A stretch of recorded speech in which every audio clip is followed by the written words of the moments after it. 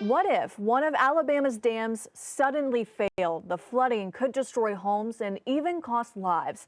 We want to hear from you. Should Alabama dam inspections be mandatory?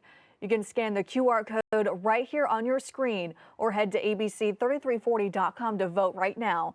So who's making sure these dams are safe? The I-Team's Valerie Bell reveals the risk and explains why there's no state law mandating these inspections. She also has more on the work currently underway to protect one of Central Alabama's critical water resources. When a dam fails, the result can potentially be catastrophic.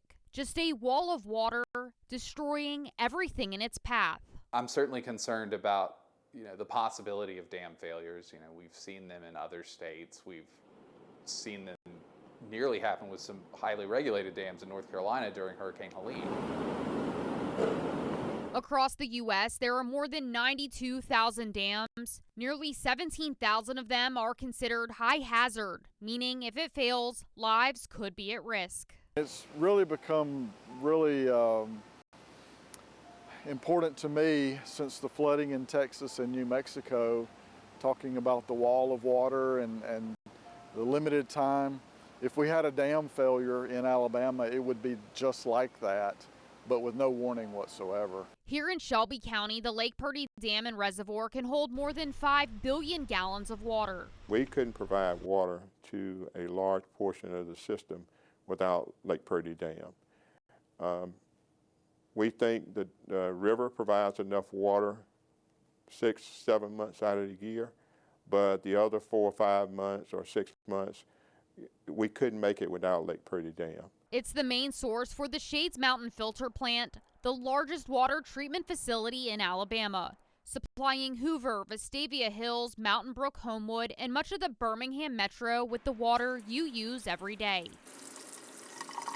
Our engineers and our management team looked at the dam to see what needed to be done to ensure that it would be here for years to come.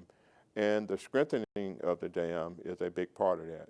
That strengthening is a $28 million rehabilitation project. Roadwork started last fall. Excavation began in March. And by early 2026, the dam will have new buttresses and supports to keep it stable.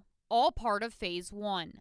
Is there any fear at all that this dam could fail in the future? I mean, there's always a possibility, but the dam is safe at this point. Lake Purdy is the oldest dam of the 4 other Central Alabama Water owns. While work has been done on the others, nothing to this magnitude. We are doing a 5-year inspection on all dams going forward, and that's really to take care of routine problems and issues. While Central Alabama Water commits to those inspections, that's not the case everywhere in Alabama. It wasn't until just 2 years ago Senate Bill 284 was signed into law. Sponsored by Senator Clyde Chambliss, it lays the groundwork for dam safety and emergency planning. We were the last state to have any type of program. Chambliss supports future legislation that would make inspections mandatory. Right now, participation is voluntary. We met at the dam in historic downtown Prattville, which is regularly maintained and inspected. Chambliss says the goal is to move the state toward consistent monitoring of all dams. With those inspections, I'm sure it would flag anything that's alarming that could potentially lead to failure. That's right, and this is also what we would call a low-head dam.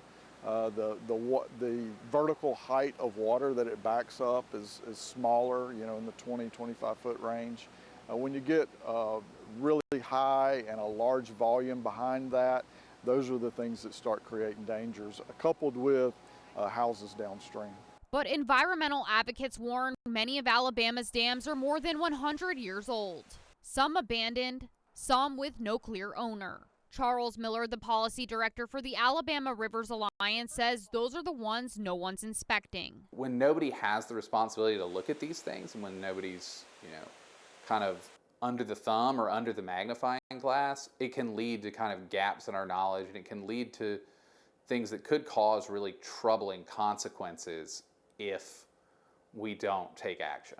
And without a mandated program, Alabama is missing out on millions of dollars from FEMA's National Dam Safety Program. We could be getting money from the federal government to train people to inspect these dams, to hire people to inspect these dams, to create, good paying jobs for engineers in the state of Alabama. And until we mandate inspections, we won't get that money. How long do you think it will take to get to the point where it's no longer voluntary and it's mandatory? We'll phase it in probably over a long period of time, but my hope is this next session that we'll come in and some of the larger dams, larger municipalities and counties will make it mandatory. We'll see what the legislature says. Valerie Bell, ABC 3340 I-Team.